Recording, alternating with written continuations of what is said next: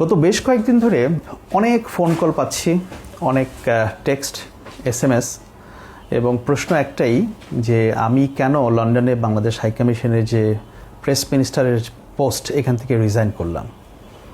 এটা অনেককে আমি ব্যক্তিগতভাবে এক্সপ্লেইন করেছি, কিন্তু আসলে সবাইকে তো আর জনে জনে বলা সম্ভব না। অনেকে ভাবছেন যে এটা আমি বেশ আকস্মিক একটা সিদ্ধান্ত নিলাম, হুট করে এরকম একটা সিদ্ধান্ত নিলাম। ব্যাপারটা কিন্তু ওরকম না। আমি গত বেশ কয়েক মাস ধরেই ভাবছিলাম যে আমি এখানে হয়তো আর কাজ করব না।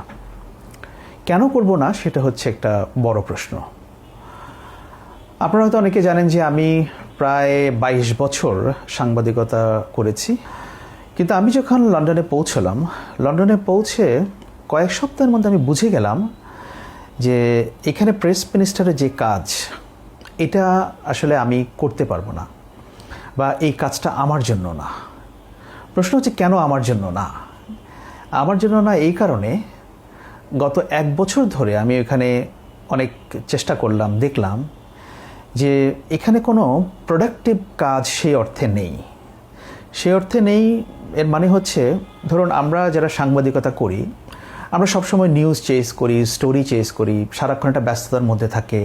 আমরা যে কাজগুলো করি এটাকে মেজার করা যায় দিন শেষে, যে কি করলাম, সেটার ইম্প্যাক্টটা কী হলো। কিন্তু প্রেস মিনিস্টারের যে কাজ, এই কাজের কোনো ইম্প্যাক্ট মেজার করার সেরকম কোনো কিছু আমি দেখি নাই। এবং আমি একটা পর্যায়ে এসে দেখলাম যে এখানে আমার দিনের পর দিন, সপ্তাহের পর সপ্তাহ কোনো কাজ নেই। আর আপনারা জানেন যে সরকারি যে কাজ, এটা তো একটা সিস্টেমের মধ্যে চলে। সেই সিস্টেম ভালো কি মন্দ সেটা অন্য হিসেব, কিন্তু সেটাকে ব্রেক করেও আপনি অনেক কিছু করতে পারবেন না। কিছু হয়তো করতে পারবেন, কিন্তু খুব বেশি কিছু করার সুযোগ এখানে নেই। এবং এই কাজ না থাকতে থাকতে আমার অলমোস্ট ডিপ্রেশনে চলে যাওয়ার মতো একটা দশা। কারণ যে আমি একসময় 10 ঘন্টা 12 ঘন্টা কাজ করতাম প্রতিনিয়ত, হঠাৎ করে আমি এসে দেখলাম যে আমার প্রতিদিন আমি 2 ঘন্টাও কাজ করছি না, কোনো দিন আমি 1 ঘন্টাও কাজ করছি না। একটা সময় আমার যেটা মনে হচ্ছিল যে আমার যে ব্রেইন, এটা মনে হয় নন ফাংশনাল হয়ে যাচ্ছে। আমি ক্রিয়েটিভলি কোনো কিছু চিন্তা করতে পারছি না। তার চেয়ে তো আরেকটা বড় রিজন, তো সেটা আমি নিজেই ব্যাখ্যা করেছি, যে আমার পারিবারিক এবং ব্যক্তিগত কারণে এখানে আমার থাকতে হবে ঢাকায়। এখন আমার কাছে যেটা মনে হয় যে এই প্রেস মিনিস্টার রোলটা বাইরে থেকে দেখে এটা অনেক কিছু মনে হয়, এটার একটা গাল ভরা একটা পদবি, শুনতে অনেক ভালো লাগে। কিন্তু বাস্তবতা হচ্ছে এখানে কাজটা কি? যারা অ্যাক্টিভ জার্নালিস্ট, যারা সত্যিকার অর্থে সাংবাদিকতার মাঠে থাকে বা সাংবাদিকতা করে, ইম্প্যাক্টফুল জার্নালিজম করে, তাদের জন্য এই পোস্টে এখানে কাজ করাটা এটা সুইটেবল না, এটা তাদের জন্য। আমার যে এক্সপিরিয়েন্স, সেটা আমি দেখলাম যে ফরেন মিনিস্ট্রিতে যারা কাজ করেন, তাদেরকে একটা মিডিয়া ট্রেনিং কোর্স যদি অন্তর্ভুক্ত করা হয়, তারা যখন প্রথমে কাজ করেন, এবং টাইম টু টাইম যদি তাদের ট্রেনিং মডিউলটাকে আপডেট করা হয়, এই কাজটা তারাই করতে পারেন। It is very simple.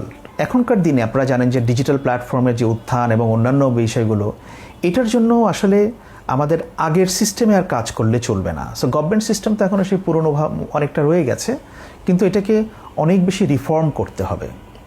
তো সব মিলিয়ে আমার কাছে মনে হয়েছে যে এই জায়গাটা আমার না।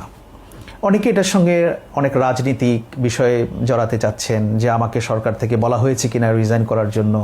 না, আমাকে কোনো কিছুই বলা হয়নি।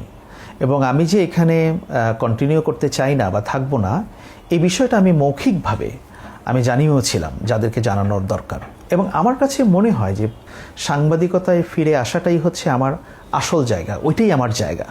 আমি যা করি না কেন, ভালো করি মন্দ করি, লোকে প্রশংসা করুক নিন্দা করুক, সাংবাদিকতা থেকে কাজ করে সেই প্রশংসা এবং নিন্দা নেওয়াটাই হচ্ছে আমার কাজ, এবং সেখানেই আমি কমফোর্টেবল।